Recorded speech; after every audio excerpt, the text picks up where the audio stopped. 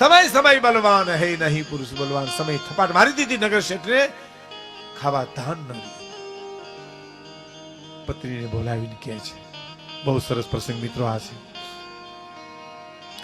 હા બોલું હા કે આપણી પાસે છે નહીં કાંઈ, હવે જીવવું દોયલું છે, શું કરશું આપણે? પ્રશ્ન કરીશ પત્નીને. પત્ની સામે એમ કે છે, એ તો નિર્ણય તમારે લેવાનો છે, હું તો તમને પરણીને આવી છું, તમને વરીને આવી છું. કે તો એમ કરો ને, તમે પિયર જતા રહ્યો છોકરાને લઈને પિતાને ત્યાં, અને હું કદાચ મારો સમય હારો થશે ને મારું કઈ મળશે તો હું તમને તેડી જઈશ. પત્ની ડાય, વય નાની, અકલ વધુ, ઉજ્જવળ જેના આચાર, દેજે એવું દાતાર તું હેચરું માણા હામલા. બાઈ સમજી ગઈ, સાચી વાત છે. છોકરાને લઈને પિયર વહી ગઈ. દિલ્હીમાં એક ગલીમાં હેરીમાં ક્યાંક એક ઓરડી ભાડે રાખીને રહેતો હતો એ માણસ. દિલ્હીનો નગર શેઠ કહેવાતો, દિલ્હીની બજારમાં નીકળે તો નગર શેઠ કહેવાતો. સમય એવી ઠોકર મારી દીધી કે એક ગલીમાં ઓરડી રાખીને ભાડે રહે છે, અને પછી દર્દે ઘેરાઈ ગયો માણસ. એમાં બેનું એવું કહેવાતા એના મિત્રો એને યાદ આવ્યો કે હે ફલાણા ભાઈ, ઓલું મિત્ર ક્યાં છે આપણો શેઠ? તો મિત્રે કીધું ખબર નથી, કોઈ દેખાતો નથી. તો કોઈ એમ કીધું કે એનો સમય ફેર ખરાબ થઈ ગયો છે, કોઈ એમ કે વાં છે, કોઈ એમ કે વાં છે. કલ્પના કરતા કરતા કરતા કરતા એક મિત્ર એટલું બોલ્યો, હાલો ને એને ગોતીને ક્યાંક મદદ કરીએ. મિત્ર એડા કીજીએ, सोचे फिर फकीर, उस तन में कांटा लगे तो उस तन में हो पीर. मित्र एड़ा कीजिए, सोचे पीर फकीर. हालो ने मदद करिए. આપણે એનું બહુ ખાધું છે, ઓહો બહુ ખાધું છે. હાલો ને આપણે ગોતીએ ને.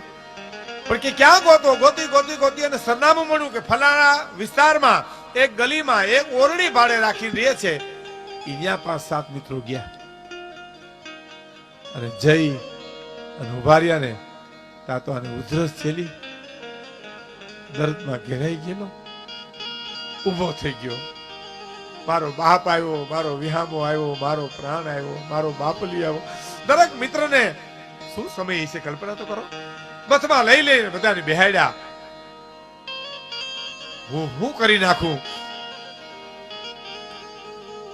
એમાં એક મકાન માલિકને ઈશારો કર્યો, જેની ઓરડી હતી ને મકાન માલિક, એના કાનમાં કંઈક વાત કરીને કાં તો કેસર નાખેલા દૂધ આવી ગયા.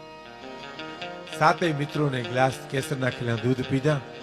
જેમાં દૂધ પૂરા થયા અને આની એવી ઉધરસ આવી કે ખોલિયામાંથી પ્રાણ નીકળી ગયા. માણસને ઉધરસનું છડકું એવું આવી ગયું, ખોલિયામાંથી પ્રાણ નીકળી ગયા. આ માણસ મૃત્યુ પામી ગયો. અહીંયા દૂધના ગ્લાસ ખાલી થઈ ગયા.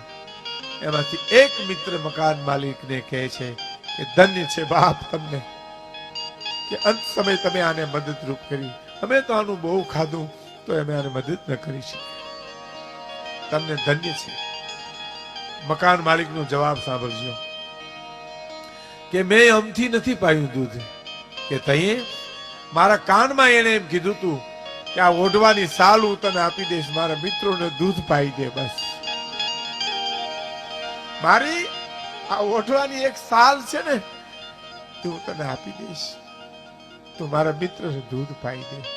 દાતારી છે તો ભુદરજી લાલજી રાણા કનોડાના કવિએ લખ્યું છે કે હરવાણી હાચી હોય એ તો કોઈ દી દુકાળમાં ડૂકે નહીં, પણ જેના પેટાળ પાપી હોય એની ભેખ ન તું જે ભૂદરા.